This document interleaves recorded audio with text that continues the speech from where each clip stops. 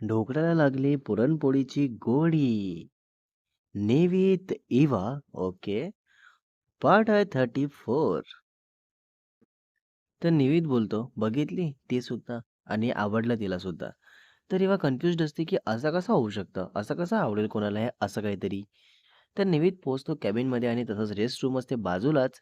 तिथे घेऊन जातो मग आणि सांगतो, की "इथे रेस्ट करा आणि उगाच काही पण प्रश्न विचारणं बंद करा. आणि आता घरी कॉल करून विचारा काय ते आणि सांगा मला." तर इवा बोलते, "ठीक आहे सर, चालेल." तर निवीत बोलतो, "सर?" तर इवा बोलते, "हां, मग इतकं ओरडून रागावून सांगत आहे तुम्ही, तर सरच बोलणार ना. पुन्हा काय बोलू शकणार आहे?" "अच्छा."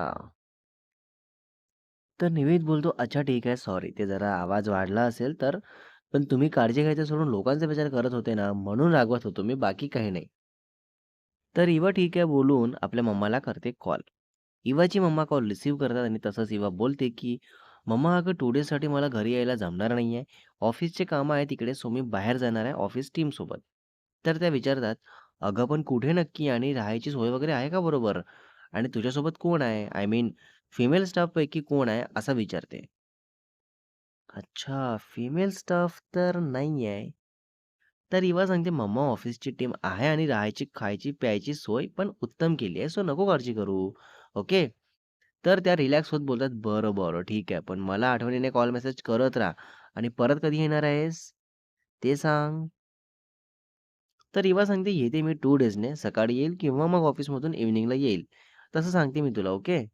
तर त्या ठीक आहे बोलतात आणि मग कॉल कट. आणि इवा घरच्यांचा खूप जास्त विश्वास असतो, ज्यामुळे ते सहज परवानगी देऊन देतात आणि मग इवा तसाच निवीतला मेसेज करते, जो निवीत आपल्या कॅबिनमध्ये असतो, लाइक इवाच्या रेस्ट रूमच्या जस्ट बाजूला. पण निवीत कामात असल्यामुळे इवा मेसेज करायचं ठरवते. निवीत कामात असतो, ज्यामुळे मेसेज लवकर बघत नाही. आणि मग तसंच इवा फोनमध्ये टाईमपास करत असते. तर तसंच आठवतं, की 2 डेजसाठी लीव्ह अप्लाय करून देते. देन ते झाल्यानंतर इवा असंच लेटून असते. आणि मग निवेद आपलं पूर्ण काम फिनिश करून इवाकडे येतो आणि विचारतो, की "घरी सांगितलंय का? काय बोलले घरचे?" तर इवा सांगते, "हो, बोलली मम्मा आणि 2 डेज लीव्ह पण अप्लाय केली." तर निवेद बोलतो, "ठीक आहे, मी माझ्या घरी कळवतो आणि तुम्हाला काही प्रॉब्लेम नसेल तर तुम्ही इथे झोपू शकता. बिकॉज माझी एक मीटिंग आहे आता, जी ऑलमोस्ट 2 हॉर्स चालेल. खूप मोठा प्रोजेक्ट आहे, ज्यावर डिस्कस करायचा आहे टीमसोबत." "अच्छा, हो का?" तर इवा बोलते, "बापरे! 2 हॉर्स मीन्स 8 वाजतील ना मग आपण फ्लॅटवर केव्हा जायचं?" तर निवेश सांगतो, "हो, हो, ती मीटिंग झाली की निघायचं आहे आपण. इथून मॅक्सिमम 30 मिनिटं लागतील." तर इवा ठीक आहे बोलते आणि निवेद आपल्या मीटिंगमध्ये बिझी होतो आणि इवा असंच तिकडे-तिकडे टर्न होत लेट होऊन असते आणि मग 2 तासापर्यंत इवाला झोप लागूनच जाते आणि निवेद येऊन बघतो आणि तसंच तिथे बसून फोन बघत असतो आणि वेट करत असतो इवा केव्हा उठेल याची. ऑफिसमध्ये कोणीही नसतात, सगळे गेलेले असतात घरी आणि पूर्ण ऑफिसमध्ये निवित इवा असतात. देन 8:30 पर्यंत इवा उठते आणि निवितला बघताच बोलते, "तुम्ही केव्हा आलात?" "हां?" तर निवित बोलतो, "जेव्हा तुम्ही खूप गाढ झोपेत आणि आपल्या होणाऱ्या नवऱ्याच्या स्वप्नात हरवला होतात तेव्हा." तर इवा बोलते, "काय? मिस्टर शाह असं काहीही नाहीये, ओके?" तर निवित बोलतो, "इतका सीरियस नका होऊ. मी जस्ट मस्करीत मस्करीत बोललो आहे." तर इवा ठीक आहे बोलते आणि टाईम बघताच विचारते, "तुम्ही 8:00लाच आले असणार ना? मग मला उठवले का नाही?" तर नेव्हीच सांगतो, असं झोपेतून उठवणं बरं नाही. झोप खराब झाली असती उगाच सो म्हणून नाही उठवलं असं. पण अर्धा तास उशिरा उठले आहे तुम्ही, सो एवढं टेन्शन नका घेऊ. चला आता उठून घ्या, निघायचं आहे आपल्याला. तर रिवा उठून बसते, हेअर्स वगैरे नीट बांधून घेते आणि मग आपली बॅग घेऊन, फोन घेऊन निवेदसोबत बाहेर येते कॅबिनच्या. तर बघते की कोणीही नाही. तर निवेदला विचारते, "कधी-कधी तुम्ही एकटेच असता इथे काम करत, मग तुम्हाला भीती नाही वाटत का इतक्या मोठ्या ऑफिसमध्ये? बघा ना, सगळीकडे लाईट्स पण ऑफ आहेत आणि फक्त तुम्ही एकटेच आहात." तर निवेद बोलतो, "माझंच ऑफिस आहे, एम-एस अधिकारी. घरासारखं वाटतं मला इथे. सो मी नाही घाबरत. बाय द वे तुम्हाला भीती वाटत असेल तर माझा हात धरून चला, ओके? पण घाबरू नका." तर इवा बोलते, "नाही, नाही, इतकी पण भीती नाही वाटत आहे, कारण तुम्ही सोबतच आहे ना माझ्या." असं म्हणून. दोघेही बिल्डिंग खाली येतात आणि मग इवा बसते कारमध्ये आणि निवेद बोलतो, "चला आधी तुमच्या घरी जाऊन कपडे वगैरे घ्यायचे आहेत ना तुमचे?" "अरे हां." तर इवा बोलते, "ओह शिट! मी तर मम्माला याबद्दल काही बोललीच नाही. आता वेळेवर कॉल करणं कसं वाटेल आणि तुमच्यासोबत गेली तर समजेल ना लाईक आपण ऑफिसला तर जात नाहीये वगैरे. मग आता?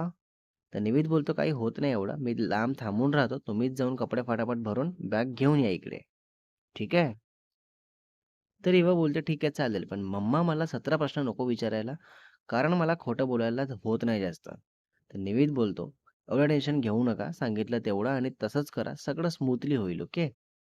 तर इवा बोलते, "ठीक आहे." आणि मग इवाच्या घरी घेतो निविद आधी आणि निविद कारमध्ये असतो थोडं लांब, वेट करत आणि इवा फटाफट घरी जाते आणि स्नेहल, इवाची मम्मा विचारतात, की "काय गं, काय झालं? तू जाणार होती ना ऑफिसच्या स्टाफसोबत बाहेर? मग त्याचं काय झालं?" काय सांगणार आता इवा?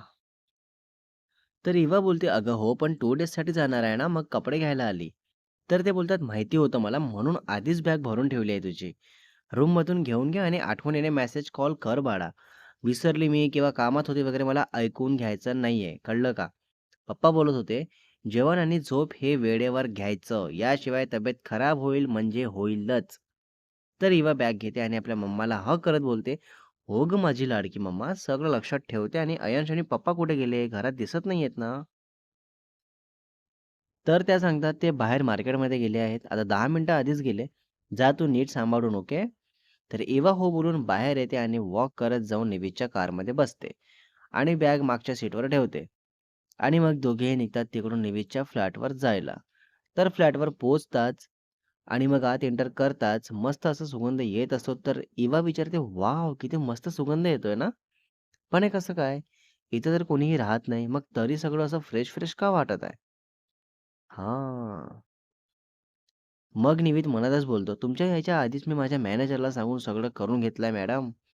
देन इवा बेडरूममध्ये जाते, तर बेडवर मस्त न्यू बेडशीट आणि पूर्ण बेडवर गुलाबाच्या पाकळ्या आणि वेलकम मिस अधिकारी म्हणून लिहिलेलं छोटासा टेडी असतो विथ हार्ट. ओहो! So cute. तर हे सर्व बघून इवा खूपच जास्त खुश असते आणि तसंच निवीतला बोलते, "मिस्टर शाह, काय आहे हे? हे असं काहीतरी सरप्राईज प्लॅनबद्दल मी विचारही नव्हता केला." नाही म्हणजे नॉर्मल असेल सगळं असंच वाटलं, पण खरंच एक खूप वेगळंच काहीतरी पण चांगलं आहे. मला खूप आवडलं. अच्छा हो का? तर निवीद बोलतो, "thank you so much miss अधिकारी. तुमच्या ह्याच स्माईलसाठी हे सगळं केलंय. असंच नेहमी हसत राहा. खूप छान वाटतं असं तुम्हाला हसत राहताना बघायला." तर इवा बघतच राहते निवीदला एकसारखं आणि मग जवळ येते आणि दोघेही खूप जास्त क्लोज येतात आणि मग तसंच इवा हातात हात घेत बोलते, "इतकी काळजी, इतकं सगळं फक्त मिस अधिकारी म्हणून?" तर निवेद दुसरा हात इवाच्या हातावर ठेवत बोलतो, "तुम्ही जी काळजी घेता, जो विश्वास करता आणि माझ्या प्रोजेक्टमध्ये काम करताना जेवण, झोप विसरून काम करता, मग ते फक्त मिस्टर शाह म्हणून? ओहो! क्या बात है!" तर दोघेही फक्त बघत असतात एकमेकांना आणि मग इवा बोलते, "नाही, फक्त मिस्टर शाहसाठी एवढं सगळं नक्कीच नाही." तर निवेद बोलतो, "येस, सेम हिअर. फक्त मिस अधिकारीसाठी एवढं सगळं नक्कीच नाही." देन निवेद तसंच इवाच्या कमरेला धरून जवळ घेत डोळ्यात डोळे घालून बोलतो, "मला तुमच्याशी बोलताना, तुम्ही आजूबाजूला असताना, तुमचे कॉल्स, मेसेजेस बघून मनात खूप वेगळं काहीतरी फील होतं." ओहो! Finally. Next part is coming soon guys. Part 35 मध्ये बघणार आहे आपण ह्यावर इवा काय बोलते, कशी रिॲक्ट करते आणि दोघांनी मनातलं ऑलमोस्ट सगळं शेअर केलेलं आहे. पण अजून पुन्हा काय-काय शेअर करतात, कसं करतात आणि हे रिलेशन पुढे कसं घेऊन जातात आणि स्टोरीमध्ये पुन्हा पुढे काय-काय बघायला मिळणार आहे तेही बघू. रायटर आणि एडिटर शुभ वासेकर अँड हां, व्हॉईस पण माझंच आहे.